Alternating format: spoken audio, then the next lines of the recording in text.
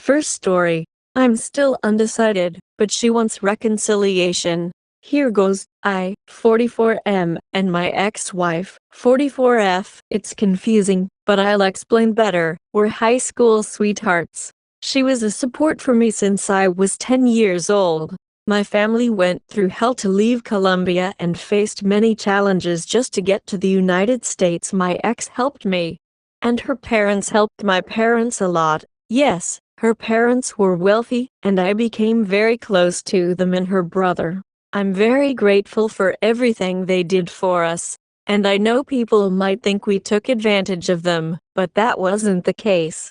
My father worked hard for her family, as did my mom. I helped my parents whenever I finished my schoolwork and tasks. With my ex, we were best friends. At first, she defended me from bullies. I wasn't a very masculine kid at 11, 12, or 13. Then I had a growth spurt, and physical work helped me a lot. I was also a nerd, especially in history and chemistry. She was smart and popular, so it surprised me when she asked me out. Well, you can guess what happened next.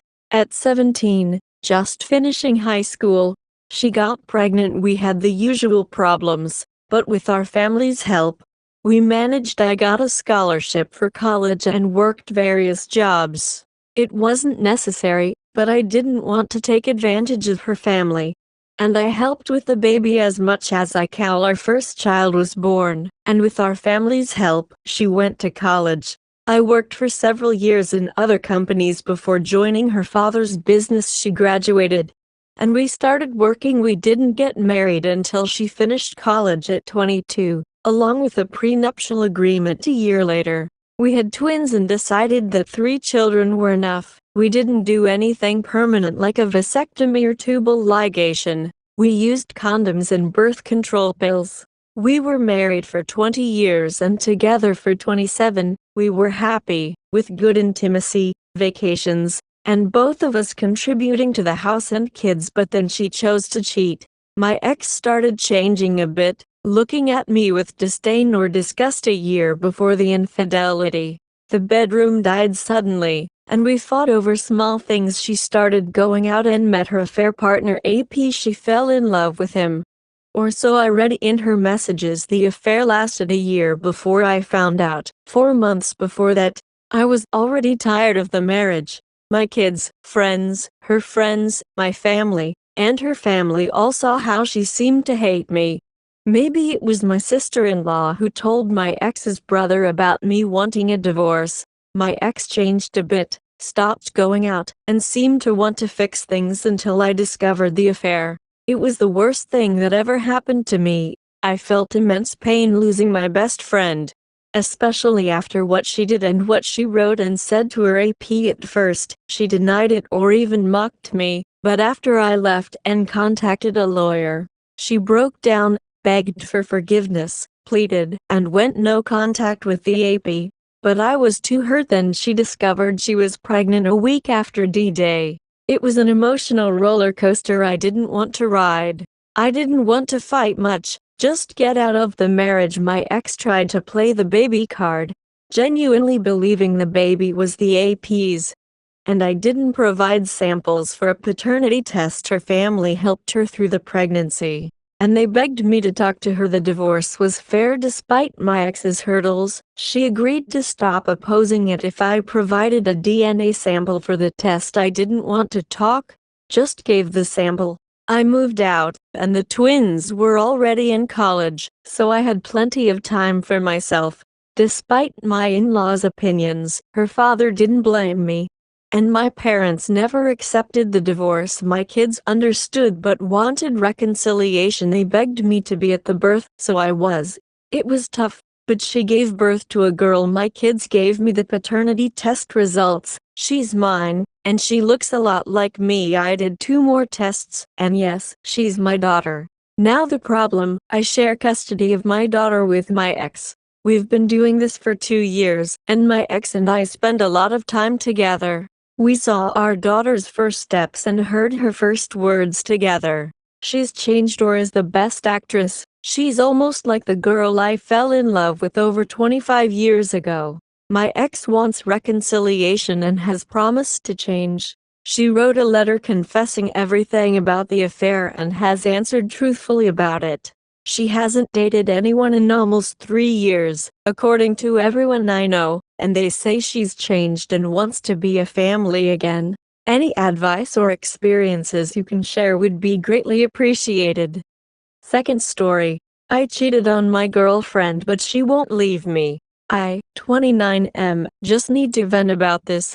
Yesterday was Canada Day, and a few buddies, 30M and 24 meters, of mine came over for beers and a fire.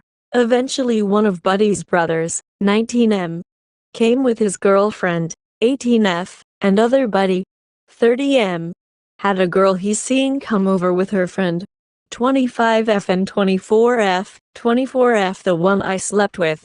I had no intentions of sleeping with this girl at all, and throughout the night I noticed her looking at me across the fire pit. She was also very polite to my girlfriend, 30F, who I've been with for 4.5 years, and have known since high school. So I didn't think much of it. Eventually when 2 a.m. came, I decided to go back to Buddy's, who was also hosting the two girls, to have a few beers, and either go home after or pass out on his floor or something if I couldn't make it home. Girlfriend knew of this plan. Well, as the night went on, the friend and his girl went to bed, and I was left with the other girl watching Despicable Me 2, which was awkward as I never met her before, but the movie was funny to me. Anyway, I was almost done my beer, and was going to head out as I was hitting my limit, and she looked tired when I heard her say, "So are we doing this or what?"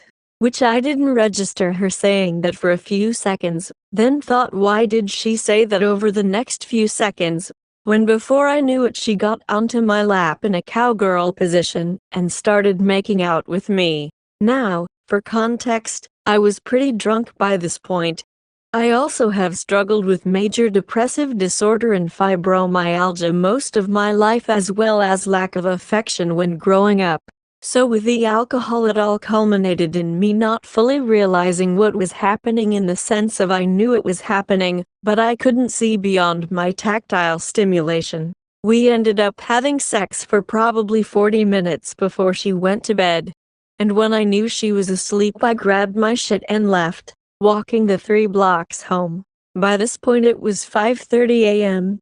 And when I got home, my almost 5-year-old stirred awake upstairs, and my girlfriend comes down with her, as now her morning has started and she's running on 4 hours sleep. She didn't drink but hung out last night.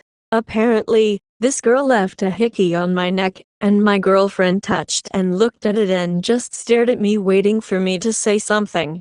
I asked her what she wanted to hear as I was beginning to tear up, and then told her what had happened.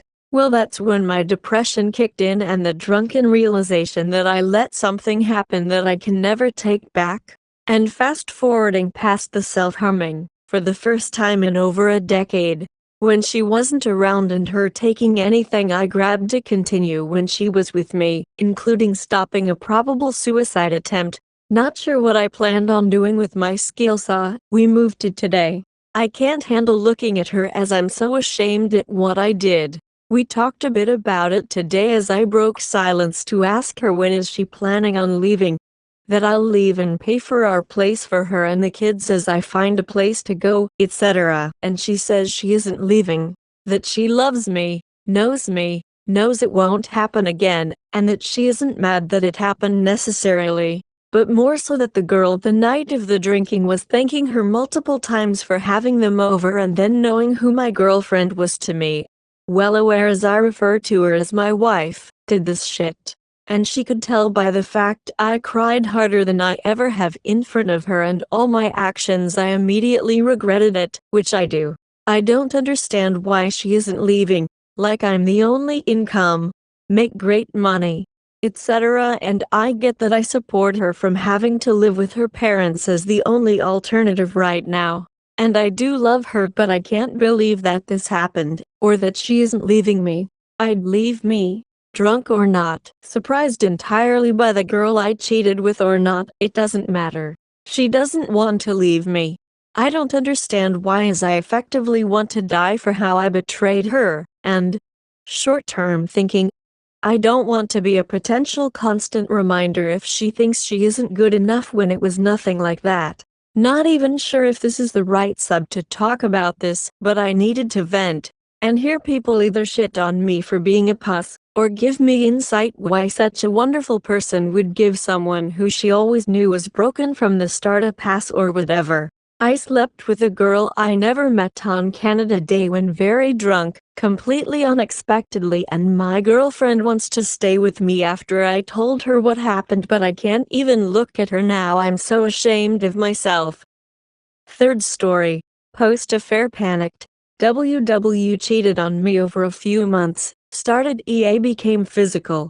Caught them first time fairly innocently, second time they were for sure doing the do. She showed major remorse, cut all contact. Few weeks now I'm just sitting here and we are both kind of just existing while I decide whether to serve her or not. She said she will wait until I'm ready. She doesn't want a divorce, begged actually, but Major R hasn't started yet. I'm not in a place for talks nicely, and she isn't in a place to give all details. I sometimes travel a city over for work at one of our other locations for a few days, and last night I was overnight there. She in the past would meet up with him when I was out of town, so I was really nervous as this is the second mini trip since I caught everything. I felt okay overnight. She did everything perfectly, walked the dog, FaceTime video, constant pics and texting. Almost too perfectly. I went to bed fairly early, around 10 due to work and travel, and she stopped texting after that. Today I came home early as the work was just yesterday, and I, sad to say, noticed a few of her dirty clothes laying on the floor in our bathroom from the day prior. I matched her sets to what she wore on the phone and the night before, but at the bottom was a lace thong. She may have worn it with her work dress, but she never wears lace to work and hates thongs. And why hidden at the bottom? I'm going crazy thinking she went out. The matching lace bra was on the dresser next to a push-up one. Also a 4-pack of Red Bull was open in the fridge with one missing. She rarely drinks those ever.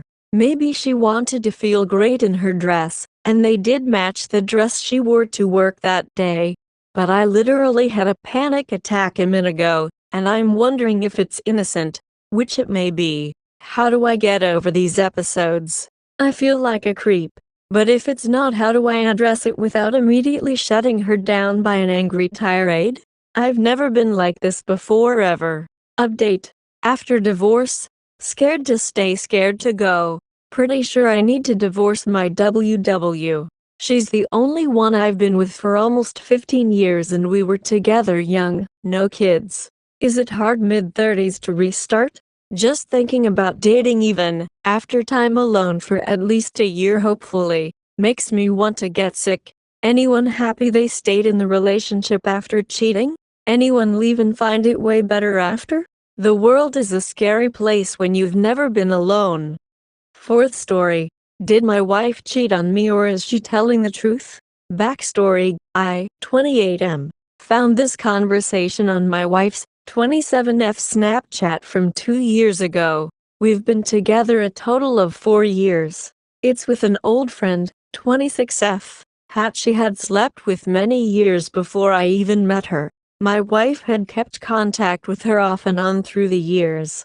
My wife is very much bisexual, and I have always told her she is more than welcome to sleep around with all the women she wants.